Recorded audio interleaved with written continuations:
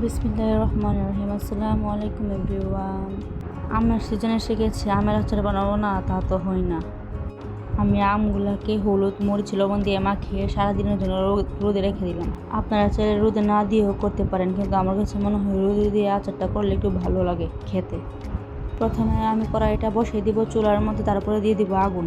কড়াইটা ভালো করে গরম হয়ে গেলে তারপর আমি সরিষার তেল নিয়ে নিব।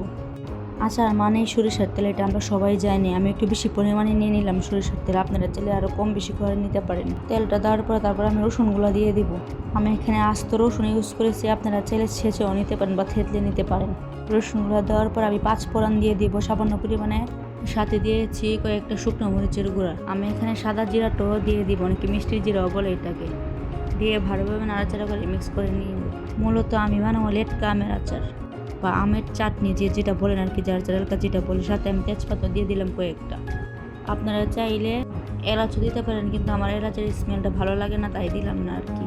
আমি ভালোভাবে মশলাগুলো ভাজা ভাজা করে নেব তেলের মধ্যে, তারপরে দিয়ে দিব আমগুলা। আমি আস্তে আস্তে আমগুলা ঢেলে দিব। আমগুলা ঢেলে দেওয়ার পরে ভালোভাবে নাড়াচাড়া করে মিক্স করে নিতে হবে, তেলের সাথে একটু ভাজা ভাজা করে নিতে হবে।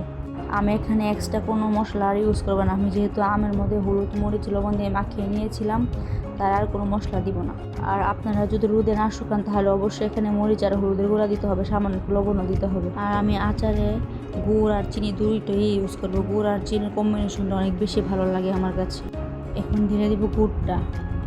গুড় আমি আমার পরিমাণ মতো নিয়েছি, আপনারা আপনাদের পরিমাণ অনুযায়ী নেবেন। আমি এখানে 5 কেজি আম নিয়েছি, সাথে আবার চিনিও অ্যাড করে দিব। গুড়টা দিয়ে ভালোভাবে নাড়াচাড়া করে আমি মিক্স করে নিব।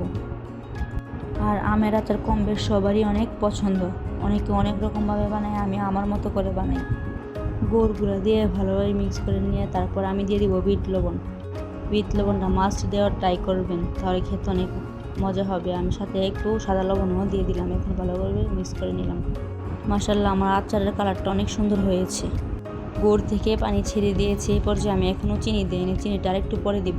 কষ্ট ছাড়া কোনো সময় টেস্টও মিলে না, আমাদের মা চাচিরা বলে।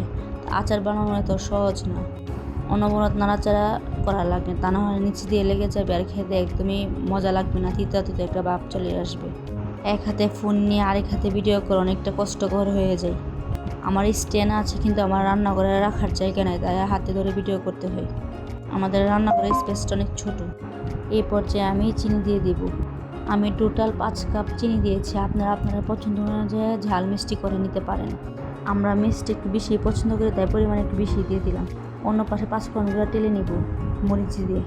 5 ফোড়নগুলো টেলে ব্লেন্ডার করে নিব, আদা ভাঙা করে নিব ব্লেন্ডারে। দেখে আমার আচারের কালারটা মাশাআল্লাহ কত একটা সুন্দর আসছে। চেয়েছিলাম আমগুলো একটু আস্তে আস্তে রাখতে, কিন্তু পারলাম না, যেহেতু আমের মধ্যে আঠি নাই তার কারণে আর কি। তারপরে দিয়ে দিলাম ভিনেগার। ভিনেগারটা দেওয়ার কারণে আচারটা অনেক দিন যাবৎ সংরক্ষণ করা যাবে, রোদে দেওয়ার ঝামেলা ছাড়াই। এই আচারটা আপনারা সারা বছর সংরক্ষণ করতে পারবেন। এই আচারটা বানানো যত সহজ, খেতে তত বেশি মজা। খিচুড়ির সাথে তো অসাধারণ লাগে এই আমের আচারটা।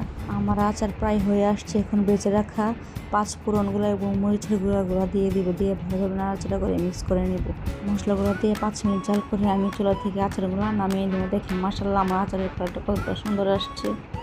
বুঝলাম না, আমার ফেসবুকে কয়েকদিন যাবৎ অনেক সমস্যা হচ্ছে, আমার ভিউ কমে যাচ্ছে আস্তে আস্তে। এটা কী কারণে হচ্ছে আমি আর বুঝতে পারতেছি না। এঙ্গেজমেন্টও অনেক কমে গেছে। এই সমস্যাটা কী কারণে হচ্ছে কেউ দিনের থাকলে অবশ্যই কমেন্ট করে আমাকে জানাবেন।